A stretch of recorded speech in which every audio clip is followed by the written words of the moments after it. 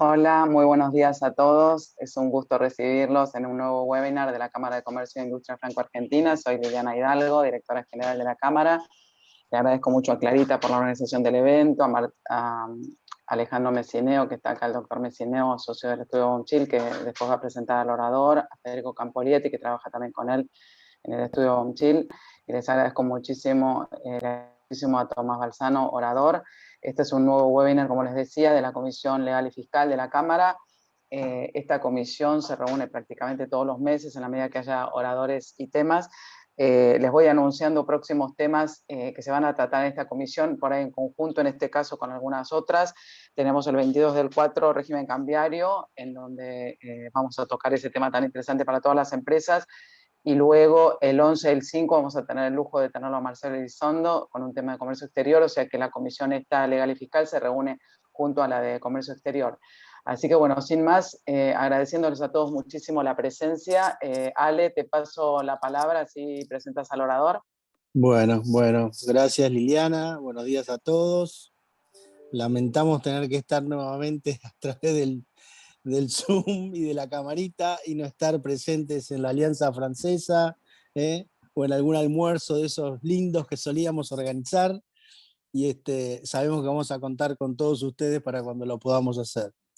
Pero bueno, lamentablemente todavía estamos en esto. Así que y así seguiremos. El año pasado tuvimos un montón de reuniones y fueron de mucha utilidad y mucha gente que se acercó, así que esperemos este año también contar con ustedes y desde ya que hay un montón de temas que ya estamos tratando de organizar. Hoy Tomás Balzano, socio del Departamento Tributario del Estudio Beretta Godoy, nos va a hablar. Tomás ya ha estado hablándonos en varias charlas de la Cámara. De nuevo, muchas gracias Tomás por estar con nosotros en un tema que lo viene estudiando hace mucho, que es el del régimen de la economía del conocimiento. Esta norma que vino, se fue, la pararon, salió, que es un poco la continuidad de todo el régimen de software argentino y que tiene mucho interés para las empresas, temas transnacionales. Así que adelante, Tomás, muchas gracias y contarnos cómo es todo este régimen. Alejandro, muchas gracias. Muchas gracias a todo el equipo. Ahí empiezo de nuevo. Alejandro, muchísimas gracias por el espacio. Liliana, equipo, la verdad que siempre es un placer hablar en la cámara. Siempre me he sentido muy, pero muy cómodo, así que desde ese punto de vista, bueno, Federico, ahí también estás en cámara. Muchísimas gracias a todos. Voy a compartir una presentación, si me permiten.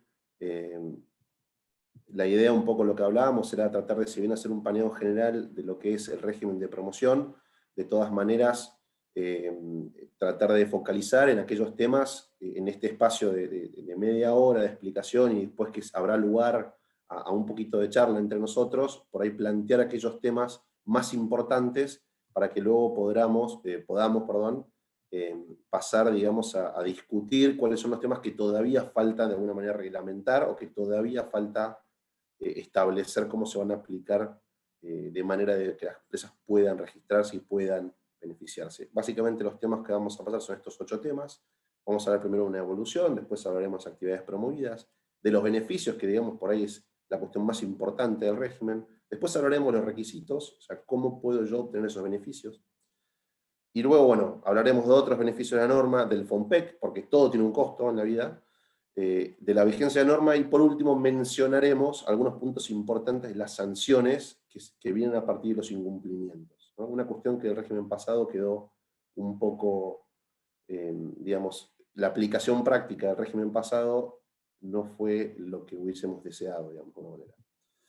Alejandro mencionaba en su comentario el tema de la norma. Este cuadro lo único que quiere representar es cuál fue la evolución del régimen de economía del conocimiento, que arranca en el 2004 como un régimen de promoción de software, la famosa ley de software, que fue reformada y fue prorrogada en el 2011, que luego intentó ser prorrogada y reformada en el 2019, reforma que después quedó trunca y fue modificada luego en el 2020, reforma que es la actual, digamos, de alguna manera, que ya tiene resoluciones, disposiciones no solo del Ministerio, de Economía o la Subsecretaría de Economía de Conocimientos, o de la Dirección en realidad, sino además de la AFIP, con lo cual ya está en etapa de registración, ya está en etapa de aplicación práctica.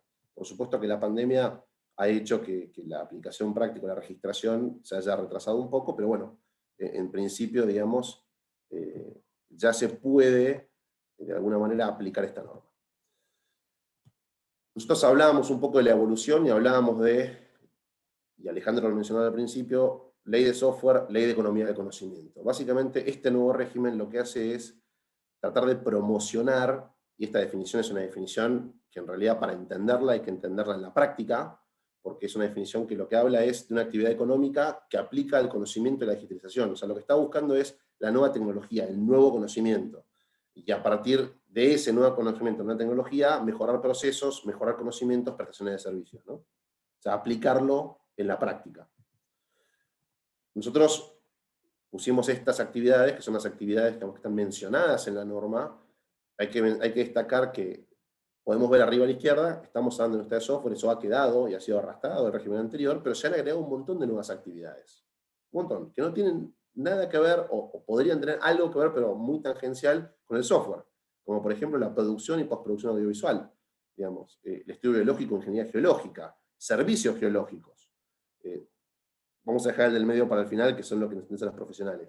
Nanotecnología de docencias, industria espacial, ingeniería nuclear, digamos. Hay un montón de cuestiones que uno podría pensar que no entran dentro de una ley de software, por eso esto no es una ley de software y hay que entenderlo de esa manera. Si bien entendemos que en la práctica hay más de 400 empresas ya que han pedido la re-registración, empresas de software, sí la Secretaría nos ha confirmado que hay un montón de empresas que no tienen que ver con el software que han demostrado que interés en registrarse e interés en aplicar. Por supuesto, dilatado por el tema de la pandemia, pero la idea que tenía, y esto fue algo que en una entrevista dio el ministro Culfas, es generar, no me acuerdo si eran 100.000 o 500.000 puestos de trabajo en los próximos 5 o 10 años. Entonces, de esa manera generar un polo en Argentina de lo que es el futuro, y no tanto futuro, sino presente, ¿no? Con respecto a la que había quedado pendiente, era el tema de servicios profesionales de exportación, esto que por ahí los que hacemos asesoramiento, tanto contadores como abogados, tenemos muy pendiente porque este tipo de servicios de exportación, con un montón de requisitos, pero así se puede ver, si son efectivamente exportaciones de servicio, podrían incluirse dentro de este régimen. Ahora, me dirán, Tomás, hay un montón de actividades, ¿cómo sé que yo estoy incluido en estas actividades? Bueno, para poder hacer ese análisis, lo primero que hay que ver es la ley, entender si como título grande estoy incluido dentro de esto. A partir de eso hay que mirar los decretos y las resoluciones. Básicamente lo que establecen primero es una definición en cada uno de estos puntos, definen específicamente qué se entiende por producción y postproducción audiovisual que esté incluida en el régimen, ¿no? Esa es la primera cuestión que hay que mirar, la definición del decreto. Después de esa definición, se estableció por resolución, no me acuerdo si era el anexo 2 de la resolución, no me acuerdo si era la 4, ya no me acuerdo el número, que establecía específicamente los números de CLANAE. El CLANAE, para los que no lo tenemos claro, básicamente es el numerito de actividad declarado en AFIP. Vieron que en la declaración jurada de AFIP, al fondo, abajo a la izquierda, hay un número de actividad principal y secundarias. Bueno, esas actividades son las del CLANAE.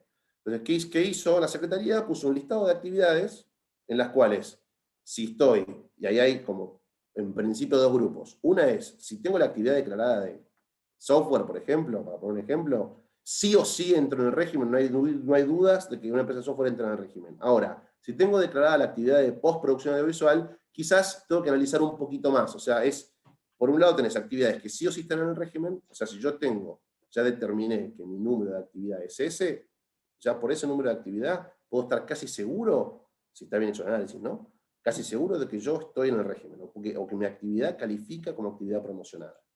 Ahora, en otro tipo de actividades, por ejemplo, servicios comerciales NSP, o servicios de exportación, bueno, de exportación hay que verlo también, ¿no? Pero los servicios no clasificados previamente, que es una forma de decirlo, hay que analizar un poquito más y ver porcentaje, que es lo que vamos a ver más adelante. Ahora, como corolario de esta filmina no es solamente software. Tenemos que sacarnos la idea de que esto es un régimen de software. No lo es más, y de a poco se va a ir transformando en lo que debería ser, en lo que debe ser, que es un régimen de economía de conocimiento.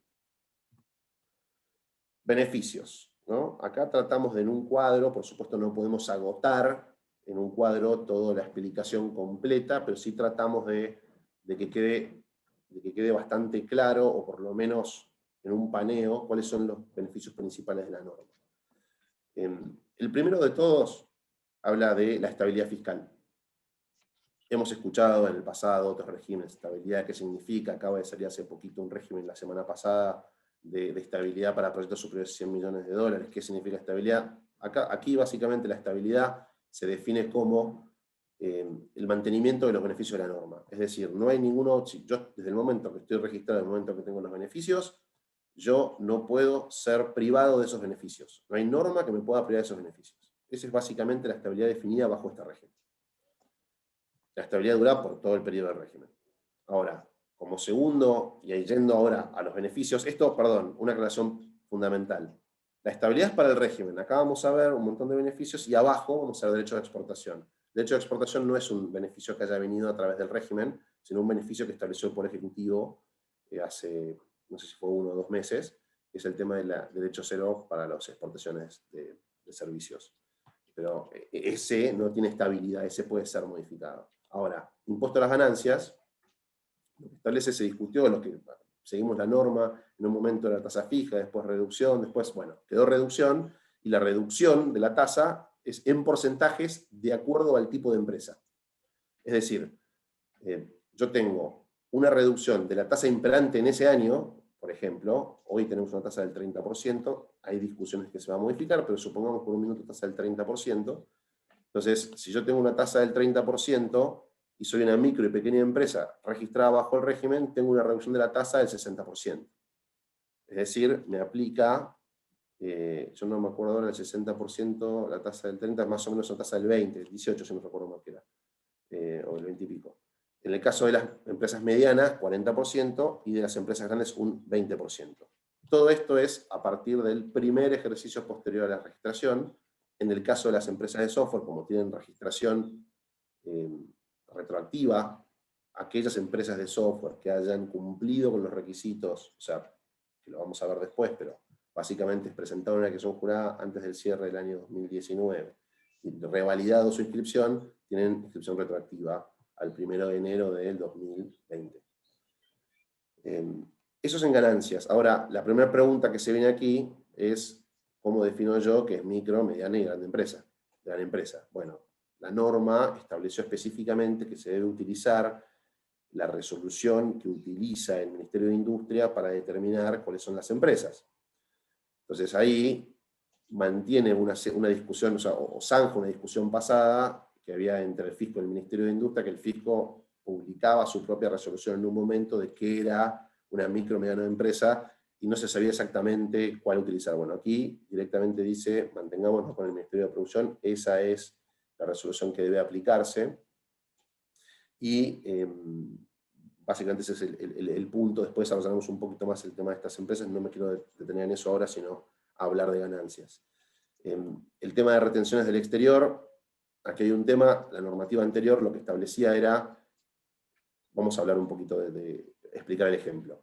Yo presto un servicio de exportación, vamos a hablar de las exportadoras de servicios, por ejemplo. Yo presto un servicio de exportación que lo presto de Argentina a Francia, por ejemplo. Yo lo presto, Argentina considera que es un servicio de fuente, porque yo lo presto desde Argentina, y Francia considera que también es un servicio de fuente francesa, y entonces retiene ganancias. Entonces, como Francia retiene ganancias, Argentina retiene ganancias, uno diría, bueno, como no tiene que haber doble imposición, me lo podría tomar como crédito. Bueno, como Argentina lo considera de fuente argentina, no permite, bajo ley local, que yo me tome ese crédito. Sí permite, no específicamente, pero sí en la práctica, que yo me lo tome como deducción ese gasto. Es decir, a mí me pagaron 100 y me dieron $90 más un papelito, que dice, me retuvieron $10 de ganancias. Pero yo recibo 90 más el papelito. Entonces, con ese papelito, yo debería poder tomármelo de crédito contra mis ganancias, es decir, pagar menos en Argentina. Bueno, no es así. Lo que puedes hacer es deducirlo. Eso en la práctica lo que hace es que en realidad no estás pagando 10 menos, estás pagando 10 por la tasa de ganancias. O sea, si fuera 35, 30 la tasa, de los 10 pesos efectivamente vos te deducís 3, o dejás de pagar 3 pesos de la ganancia. Entonces, el régimen anterior permitía el crédito, se reformó, permite la deducción. Acá el comentario es, esto no es un beneficio, en realidad lo que sí es el beneficio es la estabilidad de la deducción. Si mañana se prohibiese esa deducción, tenés la estabilidad. Lo que sí hay que mirar en estos casos es con qué país estoy trabajando. O sea, no solamente con Francia, sino con qué otros países estoy trabajando para ver si no hay un convenio para evitar la doble imposición que tiene alguna cláusula más beneficiosa. Nosotros pusimos Canadá como ejemplo, Francia permite la deducción, pusimos Canadá como ejemplo porque hay una interpretación del artículo 23 del convenio con Canadá que permitiría usarlo como crédito porque Canadá define, el convenio define como renta de fuente del exterior la renta que lleva retención. Entonces, de alguna manera, jugaría ahí, digamos, ese tipo especial. El comentario es, hay que mirar país por país, convenio por convenio, para ver efectivamente cuánto me puedo deducir y cómo. Contribuciones patronales. El otro gran beneficio es el bono de crédito fiscal. Esto no es nuevo, digamos, ya venía del régimen anterior, ahora con algunas modificaciones particulares. Básicamente lo que establece hoy es un bono, el 70% de las cargas patronales pagadas por la empresa puede ser utilizado como bono de crédito fiscal frente a impuestos nacionales, no ganancias, salvo que seas exportador. Es decir, si yo no soy exportador, tengo ese bono, lo puedo usar contra todos los impuestos nacionales que no sean ganancias.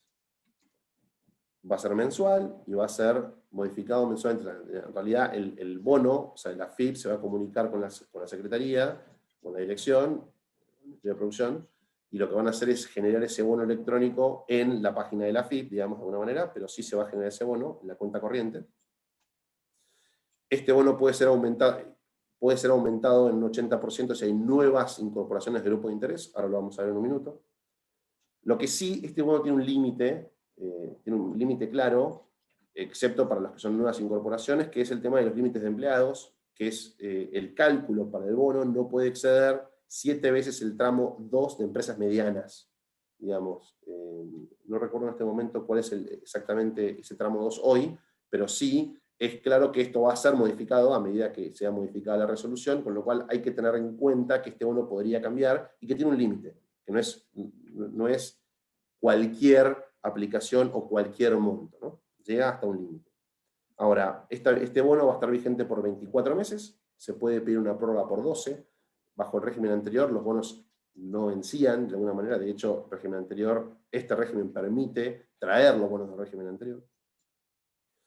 Va a haber cupos, a lo que parecería lógico, digamos, para que el Estado pueda tener su cuota de costo, digamos, del régimen topeada, es decir, los van a ir pidiendo y en algún momento puede ser que si excede el cupo no les sean otorgados determinados bonos o la totalidad de los bonos que se pidieron, que es otro límite. Ya tenemos 2 límites, ¿no? O 3 límites con la vigencia. Y para los que son empresas de software va a ser retroactivo el 1 de enero de 2020, que es lo que hablábamos antes, ¿no? La norma aplicaría retroactivamente para aquellos que cumplieron con los requisitos. Regímenes de retención y percepción.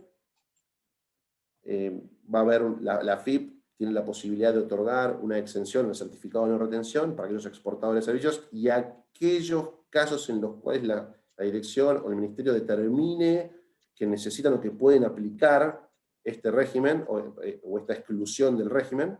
Esto es importante porque va a haber que ver cómo se desarrolla en el futuro esto, a ver si en algún caso particular, alguna industria particular se ve especialmente afectada por el régimen de retención y percepción, y ahí hay que estar atentos para poder conversar y pedir que en ese caso particular se permita esta exención.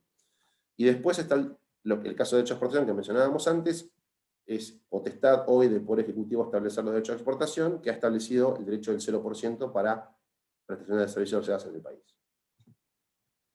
Un poco vamos a pasar rapidito esto para no agotar. Básicamente el punto de estabilidad. La estabilidad se mantiene siempre y cuando se mantengan el cumplimiento de los requisitos del régimen, básicamente cumplir con las auditorías anuales, cumplir con los controles y la revalidación bienal. Ahora vamos a ver un poquito cada uno de los temas en el punto de los requisitos, pero no es tan sencillo, hay que mantenerse vigente dentro del régimen. Impuesto a la ganancia ya lo vimos, lo vamos a pasar porque ya esta explicación ya la hicimos. En los bonos, básicamente esto es un poquito la explicación. un solo punto que no mencionamos en el anterior, que sí está mencionado acá, que es no se pueden pagar deudas anteriores con bonos nuevos, es decir, si yo me incorporo al régimen, emito el bono, pago impuestos a partir de que me incorporo al régimen, no impuestos anteriores. Podremos tener una discusión de ganancias si entré en un periodo anterior y viene después, pero en definitiva sería un beneficio que viene después. Pero es una discusión que podremos tener. Pero básicamente esos son un poco los puntos.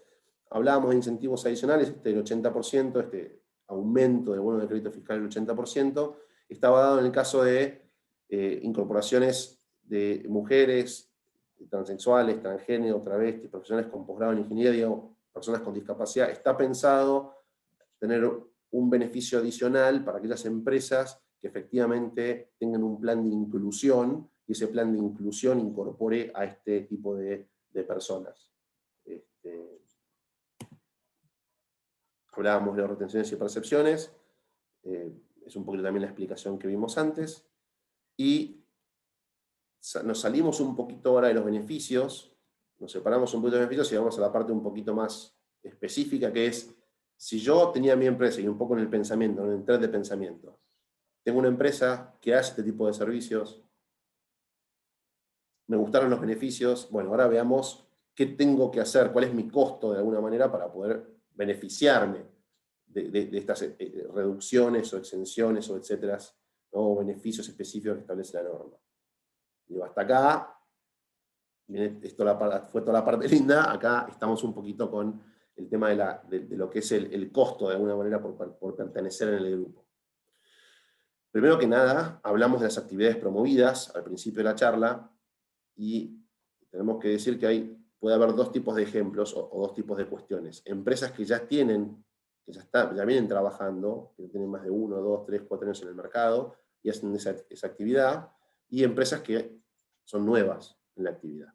De hecho, en la práctica lo que podría suceder es que una empresa también defina separar determinada actividad de otra, armar una empresa nueva para poder inscribirse y estar registrado en el régimen y tener dos actividades por separado, ¿no? Son parte de las planificaciones de alguna manera que se pueden hacer a partir de este régimen.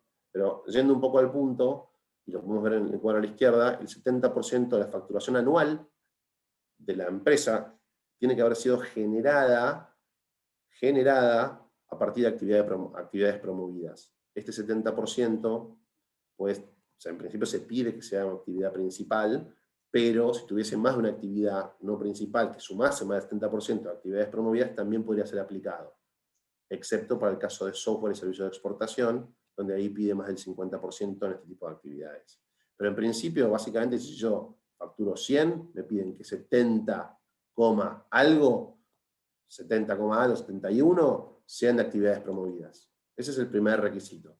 Ahora, no queda del todo clara la reglamentación, pero sí es claro que se puede aplicar en aquellas empresas que acaban de comenzar, y ahí da una explicación detallada de cómo hacerlo, y habla del desarrollo intensivo de actividades para, básicamente lo que sería que si yo era una empresa hoy, que está claramente incluida en el régimen del software, y yo puedo demostrarlo y tiene un desarrollo para eso, la Secretaría no debería limitar su inscripción, no debería decirle que espere un año para la inscripción, es trabajable el concepto.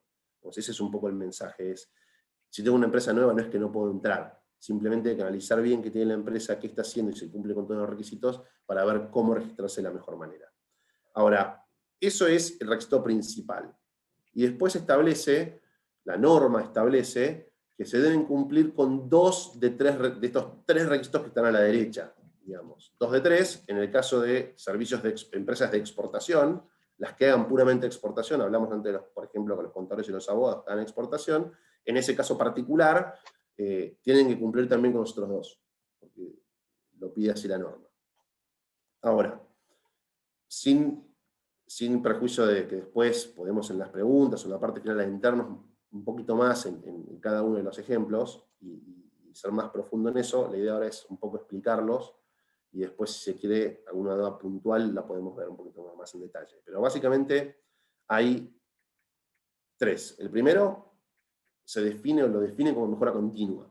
¿Y cómo define mejora continua? De 2 maneras. Esto siempre es uno o el otro. Entonces yo puedo, en la mejora continua, puedo acreditar una mejora de calidad, tanto en servicios, productos y procesos. Cuando miramos el finito de la norma, veremos que podemos demostrar esa mejora de proceso, por ejemplo, contratando empresas externas, por ejemplo el INPI, que mejoran el proceso específicamente dentro de la empresa. Como poner un ejemplo. Porque pregunto, ¿qué es eso? ¿Qué significa eso? Bueno, ahí hay un ejemplo. Hay que mirar la letra fina y ver específicamente qué es. O, en este caso particular, que fue algo que bajo la ley de software muchas empresas aplicaron, que es apelar o presentarse a una norma de calidad reconocida que sea aplicable a servicios, productos y procesos. Esto básicamente, las famosas IRAM, de alguna manera, hay, para beneficio de las empresas, hay un listado en una resolución, un anexo, de todas estas normas que son consideradas como normas de calidad aceptadas.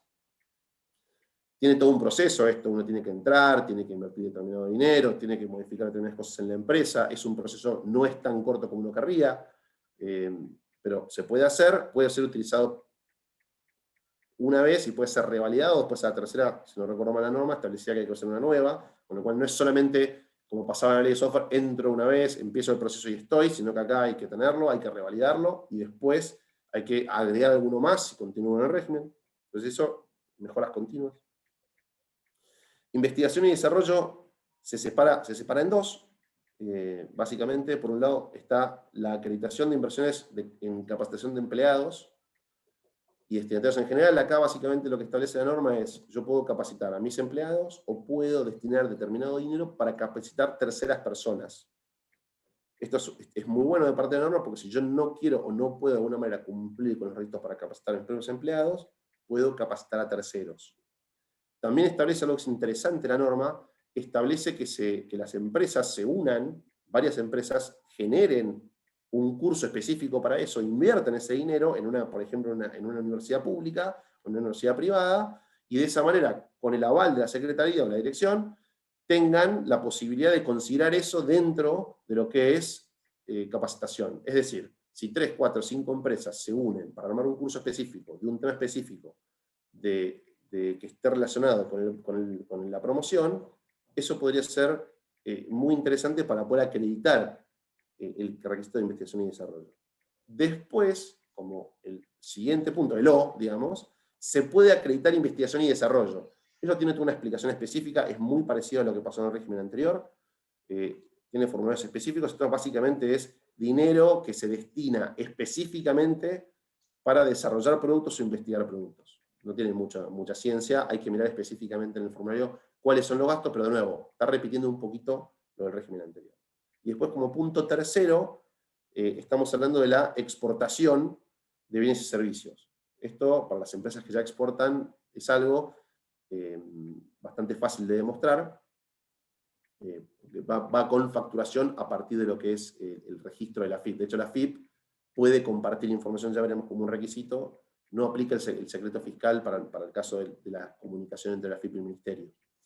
Ahora, cada uno de estos requisitos, lo dice la resolución, establece determinados porcentajes que uno tiene que demostrar, tanto en mejoras continuas como en investigación, desarrollo y exportación. Por ejemplo, en exportación, si no recuerdo mal, el porcentaje es el 13% de la facturación anual tiene que ser determinada de exportación. En investigación y desarrollo hay determinados porcentajes que aplican de acuerdo al tamaño de empresa, que tienen que aplicar sobre, en un caso sobre la facturación total y en el otro caso, en realidad, más que la facturación, sobre lo que es la masa bruta salarial. Por ejemplo, en el caso de lo que es capacitación del personal. Entonces ahí lo que se evalúa, creo que si no recuerdo mal, era el 1% para las micro, el 2,5%, o sea, tiene un tope en los dos casos de hasta el 4% por ley. Es decir, le da la potestad al ministerio para que diga cuál es el porcentaje que debe aplicar. Y dice que puede ser hasta un 4%. Y la norma estableció topes más bajos. Pasando un poquito ahora a otros requisitos, hay un punto particular que es el de la izquierda, que lo quiero hablar al final. Primero, bueno, hablábamos de la renuncia al secreto fiscal, y por otro lado, el mantenimiento de la nómina. El secreto fiscal básicamente lo que establece es se cubre el fisco de alguna manera, o permite que el fisco comparte información de manera cómoda y de manera secreta con otro ministerio. Eso debería pasar, es lógico. el mantenimiento de la nómina por 60 días, uno de los requisitos que pide la regulación, en realidad es un requisito que lo pide, es raro por cómo está, en dónde está el lugar del mantenimiento de la nómina, que está en realidad para revalidación bianual, que es donde lo vamos a ver, pero lo quería mostrar acá porque nos parece que es importante. Hay un artículo específico de norma que establece que para poder revalidar tuviste que haber mantenido una nómina, y de hecho todos los años vos tenés que informar tu nómina para ver que cumpliste con este requisito, que es, si yo entro al régimen con determinados empleados, tengo que mantenerlos, si yo no solo tengo que mantenerlos, te pide que lo incrementes en algún punto. Esto del incremento se ve también en el tema de los registros anteriores, siempre hay que incrementar un poquito. Ahora, mantenimiento de la nómina 60 días. ¿Por qué 60 días? Lo que establece la norma es que vos tenés que mantener el número, que podés fluctuar en ese número, porque obviamente puede haber situaciones en las cuales no sea, digamos, no sea potestad o voluntad de la empresa que haya fluctuado, pero la norma establece que dentro de los 60 días de haber fluctuado y de haber bajado el número, la empresa puede recomponer ese número.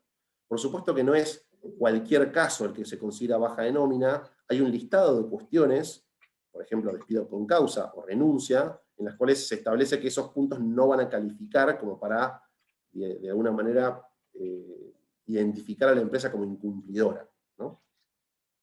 Pero bueno, ahora vamos al que más me interesa, que es el normal cumplimiento de obligaciones fiscales, laborales, gremiales y previsionales.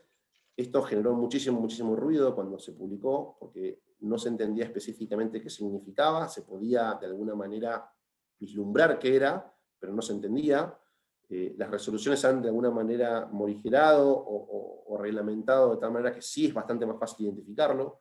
En el caso de lo que son obligaciones fiscales y previsionales, el fisco al momento de las revalidaciones y a través del sistema interno o del doble sistema de registración que hay con AFIP y con el Ministerio, lo que va a hacer es emitir un libre de deuda fiscal y previsional, con lo cual ahí no debería ser un problema, digamos, en el sentido de que es fácil la emisión o fácil la búsqueda, digamos, certificado del normal cumplimiento.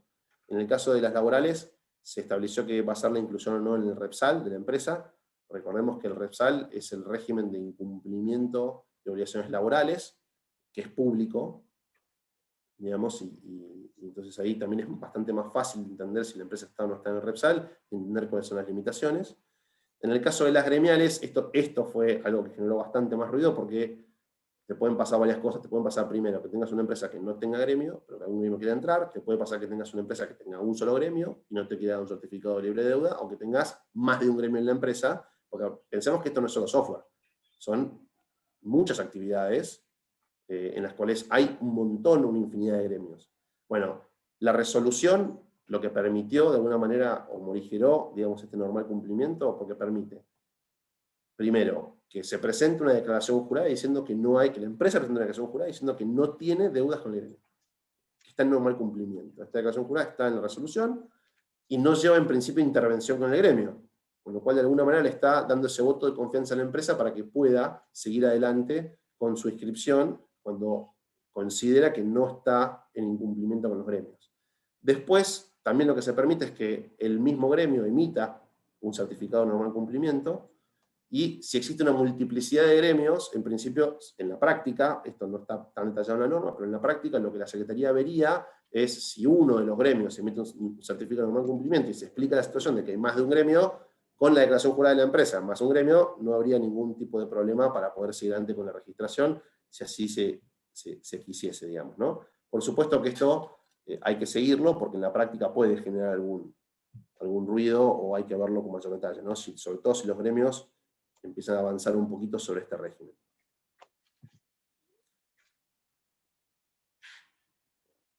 En esta filmina estábamos hablando del tema de la revalidación y las inspecciones. Las empresas, a diferencia de lo que pasaba en los anteriores, tienen que hacer una revalidación bianual. Básicamente tienen que demostrar que continúan con los requisitos que habían informado en su momento, más los incrementos, cada 2 años. Ahí podemos hacer un repasito, básicamente normal cumplimiento, incrementan la nómina de personal, tienen las actividades promovidas, y se incrementaron los porcentajes. Eso es un poco, no, básicamente, acá el mensaje es, esto no termina con la registración, esto empieza con la registración, y hay que trabajar para llegar a la revalidación bianual, y para llegar a las revalidaciones bianuales, digamos, ¿no? me quería meter unos minutos, ya estamos cerrando, no se preocupen, quería meternos unos minutos en el tema del software. Básicamente, para poder reinscribirse, lo que permitía este régimen es a las empresas que ya venían del régimen del software continuar en un régimen, digamos, no me sale la frase ahora, pero con una continuidad específica, ¿no? Que no tenga un tiempo intermedio en el cual estén amparados por la norma legal general en Argentina y después se aplique el nuevo régimen. Esto solo se daba si se presentaba una declaración jurada antes del 31 de diciembre de 2019 y bajo la nueva norma revalidar esa inscripción con un plazo determinado. Básicamente, para poder hacer esto era necesario demostrar, y certificado por la Secretaría, que se estaba en normal cumplimiento de las obligaciones del régimen del software. Y eso iba a ser a partir de la última auditoría anual y de la emisión de un acto administrativo. Esto es un poquito lo que estábamos hablando. Tenemos ley de software, tenemos la continuación. Hay un tema que salió hace poquito con la disposición 11 del 2021 que establecía cuándo tiene o cuál es el vencimiento para hacer la ratificación de voluntad. Y se estableció que la ratificación de las empresas que se habían presentado antes del 31 de diciembre tiene que ser 30 días posteriores a la emisión de la disposición 11 del 2021 o, si fuera posterior, la notificación por parte de la Secretaría del cumplimiento. ¿Por qué se dio esto? Porque todavía la Secretaría está cerrando auditorías anuales de empresas que están en el régimen. Son tantas que no han llegado a terminar de hacerlo. Tenemos casos donde están en ese periodo, con lo cual, una vez que termine ese periodo, recién 30 días después se puede presentar. Y esto es lógico porque te pide el normal cumplimiento de las obligaciones del régimen anterior. Entonces, no te podrían permitir que revalides la inscripción si no estás cumpliendo con unos requisitos que es el normal cumplimiento. Entonces, por eso se estableció esto, preséntense ahora aquellas empresas que ya tienen la verificación, o la verificación del normal cumplimiento, y aquellas que no lo tienen, cuando se la demos, tienen 30 días para revalidar. Esto es importante porque si logro identificar que por ahí no cumplí con el régimen, con este nuevo régimen, tengo la posibilidad de pedir la baja y no tener que después discutir si utilicé o no utilicé un beneficio fiscal. Ya lo habíamos mencionado, pero los bonos de crédito fiscal que quedaban del régimen anterior pueden ser utilizados hasta su agotamiento. No hay mucho más para explicar. Otro de los puntos, lo vamos a pasar rápido, es el tema de los costos. Hay costos, perdón, yo había mencionado el 4%, el 4% aplica aquí, no aplica en lo otro aplica por norma. El FOMPEC y la auditoría son costos. El FOMPEC es básicamente un fideicomiso que se va a utilizar teóricamente para refinanciar o financiar empresas de economía de conocimiento. Es un tema en sí mismo, no nos vamos a meter ahí, pero básicamente lo que tienen que tener las empresas que quieren entrar al registro es entender que van a tener un costo de hasta el 4% del total de los beneficios fiscales percibidos, dice, esto es importante porque dice percibidos en el caso del FOMPEC, y dice otorgados en el caso de la tasa de auditoría de control, no es lo mismo en cuanto a la forma de calcularlo. En la práctica podría llegar a ser lo mismo, pero no debería serlo. En el caso de las microempresas piden 1%, pequeñas y medianas el 2,5% y las grandes el 3,5%, está llegando casi al límite. Y las tasas de auditoría de control, lo mismo, 4% de los beneficios fiscales obtenidos, y acá aclara específicamente, independientemente de que hayan sido utilizados o no, esto puede entenderse porque en realidad la tasa de auditoría teóricamente es un servicio. Hay una discusión, digamos, los tributaristas podemos tener, que si efectivamente el servicio puede ser evaluado de igual manera para todos o de esta manera, porque teóricamente el servicio debería ser evaluado de acuerdo a lo que efectivamente le lleva o no le lleva. Entonces, es decir, un servicio de este estilo para una empresa grande no es lo mismo para una empresa chica, pero teóricamente se aplica de la misma manera. Está bien que se aplica sobre los beneficios, y los beneficios de una empresa grande pueden ser más que una chica, pero de todas maneras, el servicio es sobre la efectiva prestación del servicio, no sobre un porcentaje, sobre una evaluación. Pero bueno, costo. Entonces, si yo soy una empresa grande, yo ya sé que tengo 3,5% del beneficio percibido más 2% del beneficio otorgado, ¿no? Entonces ahí tengo ya mis costos específicos más allá de todo lo que hablábamos antes.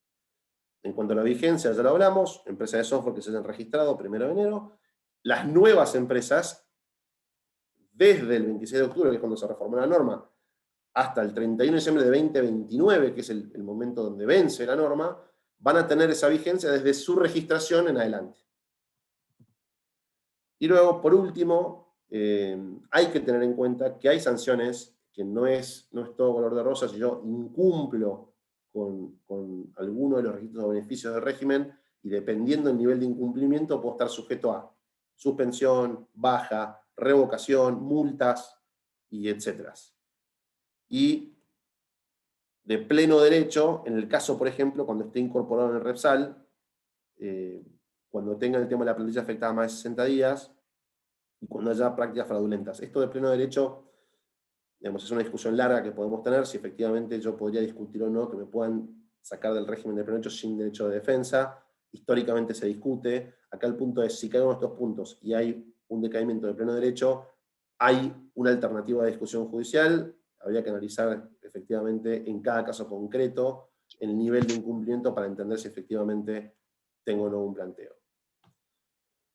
Creo que hemos cumplido con el tiempo, así que bueno, muchísimas gracias a todos por participar de la charla, y les agradezco mucho. Entiendo que en el público hay mucha gente versada en el tema, así que las preguntas que tengan, adelante, por favor. Muchas gracias, Tomás, por la locución, muy interesante, muy clara. No sé si Joaquín al final quiere intervenir un momentito o queda tu colaborador, Joaquín Santos Santín. Sí, Joaco, no, les pido disculpas, tenía un problema de señal y no queríamos Ok. al público, pensando en el público en particular, no queríamos, generar ningún malestar.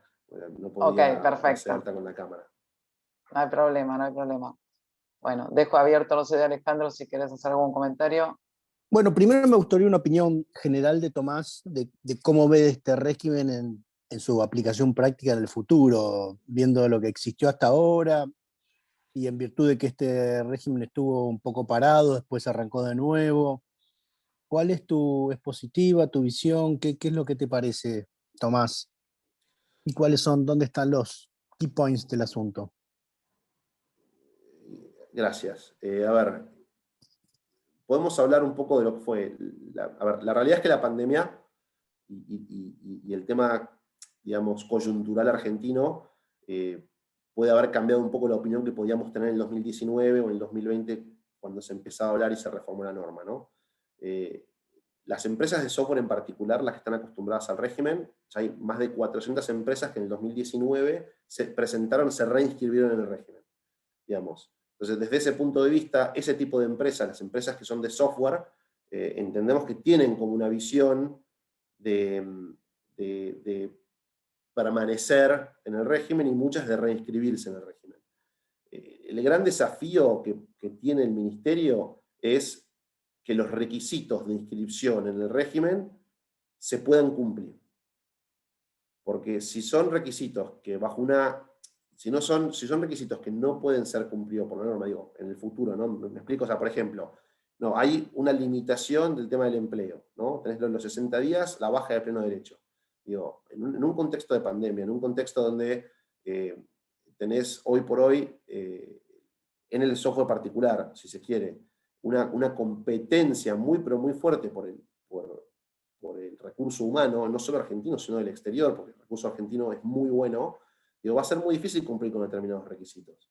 Y tiene un costo bastante grande, y el régimen es bueno en muchas cosas, pero no es tan bueno en otros. O sea, ha perdido, de alguna manera, esto del crédito fiscal para exportadores de servicios, perdió, o le hace perder interés a un exportador de servicios que puede tener ese tema. Con lo cual, digamos, el régimen es bueno, no es para todos. O sea, las empresas realmente tienen que ver si están dispuestas a cumplir o no cumplir con el régimen, y si el régimen en definitiva les va a otorgar o no les va a otorgar un beneficio. Y te voy a poner un ejemplo muy claro. En general, lo que sucede mucho en las empresas de software, que son empresas que son parte de un grupo. Y me adelanto por ahí una pregunta que se puede venir, que es el tema del autodesarrollo. Algo que hablamos con vos, Alejandro, y con Federico en su momento. El autodesarrollo está prohibido por la norma, excepto que ese autodesarrollo llegue a un cliente, ¿no? A un beneficiario final, que el cliente final no sea parte del grupo. Es decir, supongamos por un minuto yo tengo un hub en Argentina que genera software, o que genera software, o que genera un servicio. Ahora vamos a hacer una aclaración. Que genera software, y genera software para una empresa del grupo en el exterior. Ahora, si ese software lo usa como beneficio final la empresa del exterior, eso, ese autodesarrollo no entra en el beneficio.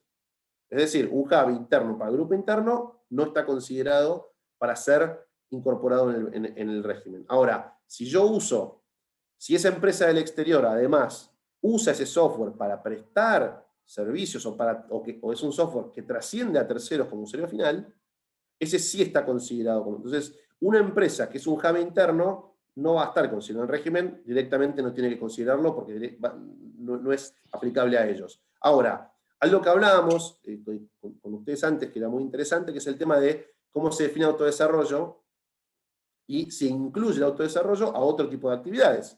Y ahí, si bien la normativa no lo establece específicamente, porque no lo establece, cuando vamos a los formularios, parecería en los formularios, en la práctica, parecería decir que el autodesarrollo solo limita el software.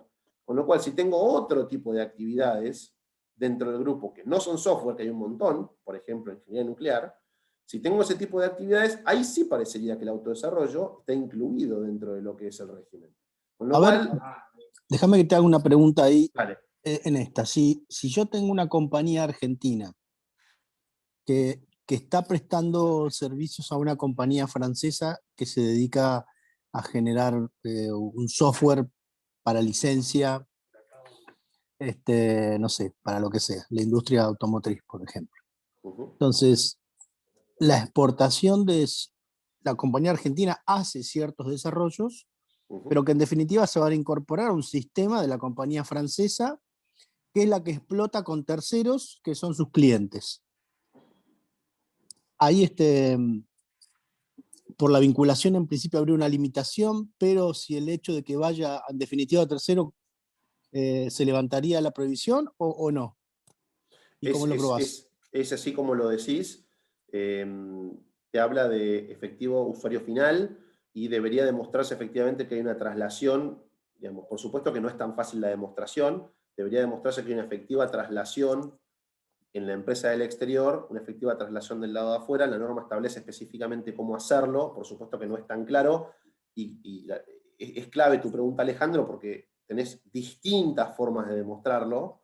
Lo que tiene que establecer la empresa local es una demostración fehaciente de que efectivamente ese servicio va a terceros. Vía explicación. Claro, porque hoy día las compañías argentinas que desarrollan software, ya sea software para terceros o software para miembros de un mismo grupo, ¿no? Tendrían en esta situación si bien un impedimento, pero quizás una solución. Habrá que ver cómo se prueba eso, ¿no? Bueno, interesante eso. Sí. Te cuento, Alejandro, que bajo la normativa anterior esto fue en realidad, esta parte, esta inclusión de la descripción de autodesarrollo, en realidad fue arreglar un problema que se había generado en la norma anterior que no lo establecía y en la práctica se explicaba. Claro. Cuando uno presentaba, explicaba que no era autodesarrollo, que trascendía a terceros, entonces de esa manera la Secretaría lo permitía, de alguna manera. Muy bien. Porque esto lo que trata de evitar es que un grupo internacional básicamente venga a la Argentina para beneficiarse de una tasa reducida para generar ingresos fuera del país. ¿Me explico lo que digo? O sea, que sea una especie de forum shopping o algo. Pero se da trabajo acá, ¿no? Hay que pensar también en el sentido extrafiscal. Si yo fuera el gobernante, diría, esa norma tiene un sentido extrafiscal absolutamente fuerte, porque la Argentina se está desarrollando mucho, o sea, tiene mucho hoy día. Hay muy buenos ingenieros en sistemas y todo, hay polos de desarrollo de software en la Argentina, como Tandil, para nombrar uno, ¿no? Y la verdad que no ver eso como una generación de empleo también es ser un poco mezquino con la mirada, ¿no? Pero bueno, los gobernantes tienen sus objetivos, pero me parece que ese es uno bueno a considerar en un momento donde la generación de empleo pareciera ser uno de las necesidades palmarias de este país, ¿no? Sí, te digo, para los que tienen ese caso, tienen que mirar el anexo 8 de la disposición 11-2021, que establece la declaración jurada específica del autodesarrollo. Ahí te establecen determinadas cuestiones que hay que mirar, sobre todo para el tema de lo que son, primero, identificar si es un grupo económico, y establece todo el listado de cosas que se consideran como grupo económico, y después tenés que presentar, no es tan sencillo, hay que presentar todas las facturas que uno tiene con el grupo de afuera y especificar qué es y qué no es, digamos. Ahí tiene toda una cuestión, por eso por ahí no, pero sí los invito a ese anexo, que es el anexo 8, la disposición 11-2021. Muy bien, muy bien. ¿Alguna otra pregunta? Sí, Tomás, te hago una pregunta de Roberto Vandersí de RCM. Vale. ¿Qué tal, Dice, si Roberta? se da ¿Cómo la... estás? Está por ahí también. Dice, si se da la baja de nómina por 2 renuncias, por ejemplo, ¿debo reemplazarlas en el plazo de 60 días igual o estoy exceptuado de hacerlo por el motivo? Bueno, es una buena pregunta. Cuando vas a la norma te establece específicamente que eso está... perdón, ¿el ejemplo era despido o era renuncia? Renuncia. Vos tenés en el artículo, si no recuerdo mal, lo estoy buscando, en la reglamentación, en el artículo 7, no, el 7, sí.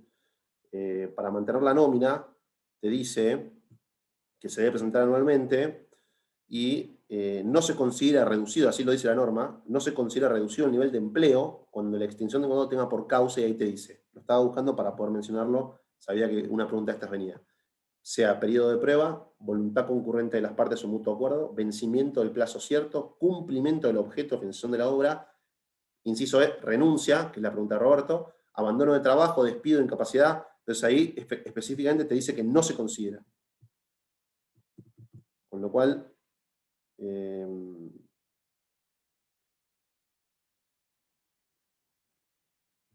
y después, digamos, es críptica la norma. Yo considero que esa es la opinión. Después es críptica la norma porque establece un párrafo siguiente que dentro de los 60 días se debe recomponer, pero claramente está diciendo arriba que no es un incumplimiento, ¿no? No se considera reducido. Entonces, en definitiva, la lectura de los 2 párrafos debería llevar a que yo tenía 100 empleados y uno renunció, tengo 99 y son 99. No tengo que recomponer a 100. Porque si no, no tendría sentido, digamos, poner esto, porque en definitiva sería contrafáctico de alguna manera. Es mi interpretación, por lo menos. Podrían tener otra interpretación, pero la interpretación para mí es que, o para nosotros, es que en definitiva, si tengo 100, uno renuncia, tengo 99, ahora el límite son 99, yo debería poder demostrar que renunció, tengo 99. Porque está dentro de los parámetros que establecen, donde no se considera reducción el nivel de empleo, ¿no? Así lo dice la norma. Entonces, si no se considera reducción el nivel de empleo, por más que el párrafo siguiente diga que hay 60 días para recomponer la plantilla, lo de arriba dice que no se considera reducida. Entonces, en definitiva, la respuesta a la pregunta de Roberto es: no debería, o bajo una interpretación razonable de la norma, si hay una renuncia, yo debería poder decir que ahora tengo 99 y no 100. Veremos en la práctica cómo lo toma la Secretaría. Perfecto, Tomás, gracias. Y te paso otra pregunta que tengo acá Dale. en el chat. Es de Pablo Silvester, de WSC, y dice, si esta ley tiene algún sentido con el cepo cambiario, en particular para la exportación de software. Qué pregunta. A ver, ¿cómo responder a eso? Mira, el tema del cepo cambiario tiene un trasfondo distinto, digamos, a lo que es un régimen de promoción. En definitiva, no sé si termina siendo comparable. Claramente es una de las cuestiones que las empresas que quieren desarrollar su negocio en Argentina tienen que ver. O sea, es decir, lo traslado a la pregunta que hacía Alejandro antes, y lo agrego a eso, de ¿es bueno o no bueno el régimen? ¿O es beneficioso o no es beneficioso? ¿O qué debemos tener en cuenta o no tener en cuenta? Ya hablamos de todos los requisitos, ahora lo que sucede además es la macro, digamos, que hay que analizar, entre las cuales está justamente el cepo. Es decir, si una empresa va a abrir todo su negocio en Argentina para tener la única posibilidad de distribuir dividendos vía la bolsa, es decir, tengo que tener un costo muy grande para poder sacar $1 por cada peso, quizás no les reditúa aún con los beneficios. Y eso es parte del análisis que tiene que hacer. Hay otras jurisdicciones que también tienen otros regímenes especiales que podrían ser más beneficiosos, aunque sean más costosos a priori, digamos, ¿no? En el sentido de que nosotros como país, de alguna manera, más allá de que entiendo que siempre debe haber algún tipo de restricción cambiaria en algún país, sobre todo como el nuestro, en el cual todavía invertimos en dólares y no en pesos, algún tipo de, pero no tan riguroso, en algún sentido, si nosotros logramos que ese régimen cambiario sea adaptable a este tipo de realidades, va a generar más inversión. Si no, solo invertirán aquellos que ven el negocio sin mirar la normativa cambiaria, digamos. Pero sí, por supuesto va de la mano, pero no va de la mano del régimen de software, va de la mano de hacer negocios en Argentina, como en otros países que también tienen normativa similar. No sé, Alejandro, si vos compartís. Va a haber que acostumbrarse a un buen rato con un régimen cambiario como este, así que va a haber que pensar que estas son las nuevas reglas de juego y bueno, y es la forma, va a ser, nos vamos a tener que mover en este ámbito, ¿no? Algunas cosas se están cambiando, ¿no? Así que, bueno, la realidad es que hay que aprovechar igual el beneficio, pero sí, lamentablemente este régimen parece que llegó para quedarse por un buen tiempo, al menos con muchas limitaciones. Lo que también deberíamos implementar cuando volvamos a la presencialidad es poder llevarnos nuestro mate, ¿no?, a la reunión, porque ahora nos acostumbramos a tomar el mate. Lo estamos compartiendo virtualmente. Vamos a poder llevar cada uno con su mate, pero no, Liliana, deberíamos pensar que podemos incorporar como regla que cada uno puede llevar su mate cuando tengamos las reuniones presenciales también. Totalmente, es una cebada virtual. Sí, así totalmente que, la uruguaya, ¿viste? Con el termito, cada uno. Exactamente, cada uno con su termo y su mate. Bueno, me parece que la verdad que este es un tema interesante, no se agota acá, hay un montón de inquietudes que van a ir quedando. Sabemos que con todas las idas y vueltas que tuvo este régimen, ¿no?, al menos por suerte arrancó, ¿sí?, que en algún momento no se sabía si se iba a poner en práctica o no. Así que le iremos dando seguimiento con el tiempo y ya veremos cómo funciona. Tomás, te agradecemos de nuevo tu gran predisposición para venir y explicarnos todo esto, como siempre lo has hecho. A todo el equipo, ¿no?, que está atrás, Clarita siempre en el backstage, con todo, Liliana, y bueno, seguiremos con nuestras reuniones de la comisión de esta forma. Un saludo para todos y los esperamos en breve, que tenemos, como dijo Liliana, un par de reuniones ya organizadas para dentro de pronto. Cuídense mucho, que la cosa está complicada, así que y esperamos verlos a todos y mucha salud para todos. Gracias, Alejandro, gracias Tomás, gracias María Angélica, Joaquín y bueno, y todos los que participaron, les agradecemos muchísimo la presencia y nos vemos la próxima. Un beso. Adiós. Gracias, que tengan buen día. Buenos días a todos. Hasta luego. Chao, Federico, nos vemos. Perdón, tenemos que decir que es el cumpleaños de Clara hoy. De Clara. Silvia. De Clarita. Perdón, Clara, feliz cumpleaños. Gracias. Feliz cumpleaños, Clara. feliz cumple. Gracias. Se volvió vieja de repente. Muy bien. La más jovencita del equipo. Perdón, no sabía nada, si no hubiese agregado una torta al final de la presentación. No. Cantamos el feliz cumpleaños. La poníamos en un brete. Cantar. Que lo cumpla La Clarita. Gracias, lo arrancamos bien. Bien arriba con el legalificante. Muy bien. Bueno, Muy un bien. beso para todos. Que Bárbaro, sigan pasen bien. lindo Nos día. vemos Que termines bien tu por todo. vida. Gracias, Tomás. Gracias. Gracias, Chao, hasta Tomás. luego. Estuviste Gracias a genial. todos. Un beso. Gracias.